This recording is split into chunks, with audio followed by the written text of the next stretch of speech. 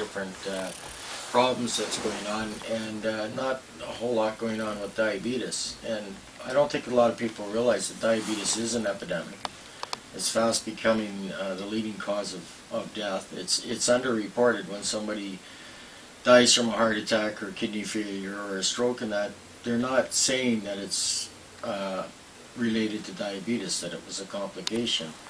So I don't think people are really aware of how bad this disease really is. And it's a struggle to live with it every day. And I wasn't even aware of that myself until I had my former stepdaughter was diabetic, and realized with her going to school and everything else, the worries of, is she going to be okay, having to train the teachers, with a health nurse that wasn't allowed to say anything but had to watch what I said. That's just one part of it, constant fear. And this was in BC, so it was a struggle. No doctors around to look after her. You had to travel, and it's the same around here too. To see a specialist, you have to either go to Winnipeg or Thunder Bay. So there's a lot of things that haven't been addressed that need to be taken care of.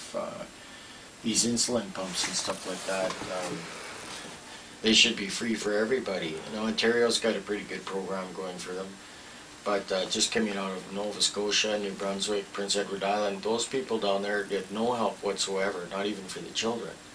And these pumps are expensive. They're anywhere from $6,000 to $7,000, and who can afford to pay for that and then maintain them? And so I guess you're saying here in Ontario we do get help for that? Or? As of right now, I do know that if a child under the 18 has a valid OHIP card, they qualify for an insulin pump. And the adults, there's a new program has come out for adults. I'm not familiar with the policies on that, but from what I've been hearing, there's a lot of loopholes that you have to jump through to get these insulin pumps. And for every dollar that the government spends on taking care of diabetics or assisting them in taking care of themselves, they save $4 in the healthcare system. And this disease is overcoming the healthcare system. So, it's a good investment to do this for people. And that's what I'm up to. We need to get this insulin pump program and that on a federal level, not provincial, and make it fair for people right across from BC to Newfoundland all have the same opportunities for this stuff. So I guess the goal is to increase awareness and also to get more funding from the federal government? Yeah, there's a lot of stuff. The other thing that I need to work on, or need everybody to work on, is educating newly diagnosed diabetics, the parents of children that are diagnosed with diabetes.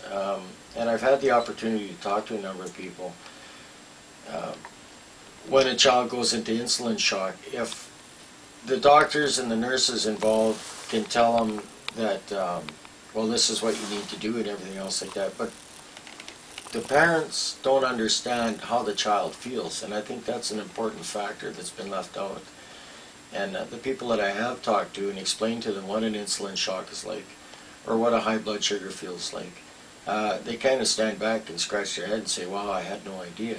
So these are things that I would like to see come along in the future, and have diabetics teach new diabetics and explain to them what they need to expect and how to take care of these problems. As long as they're qualified and gone through a training program of some type, I think it's important that parents know what that child feels like. And that's first-hand experience on my own with my former stepdaughter. Her mother had no idea what the shock was about and got frustrated with it. And when I told her what was happening inside Maya's head, she was kind of shocked that she didn't realize that was going on.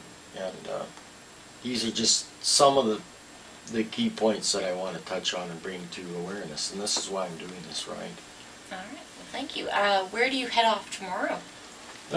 Tomorrow we're headed for Winnipeg, and then it's Regina, Calgary, quick stop in Red Deer, motorcycle show in Edmonton, and then it's down to Kamloops, Vancouver, and then Victoria. So I got long stretch to do. We hope to be done the ride by the 22nd of this month, and we've been doing really good so far. We've been in between the storms and that, but this cold weather is it's put the damper on things for me. I've got a bit of frostbite in one hand, and the motorcycle is just, I don't want to kill it before the ride's over, but it has been running very, very well even in these cold temperatures. So we're spirits are up, and we're trying to do it as safely as we can, and that's all we can do is go for the best and take what we get.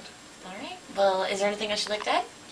Well, you can go to the website, ridefordiabetes.com, and there's links and addresses on there that you can follow this. I'm on Facebook, and the group's growing like crazy.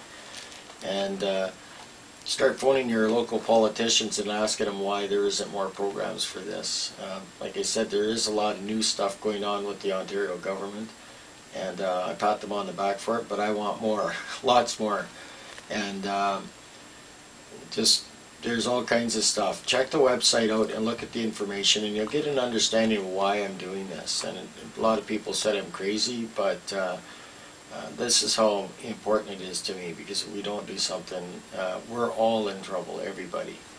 1 in 3 Caucasian kids are going to develop diabetes. If you're Black, Hispanic, or Native American, it's a 50-50 chance. Those odds I can't live with. We need to do something. We need to do something now, not next year or next 10 years, right now. All right. Thank you very much.